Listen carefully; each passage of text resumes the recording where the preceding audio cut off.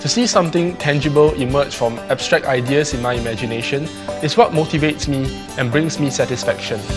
To me, the computer and the internet are by far the greatest inventions of all time.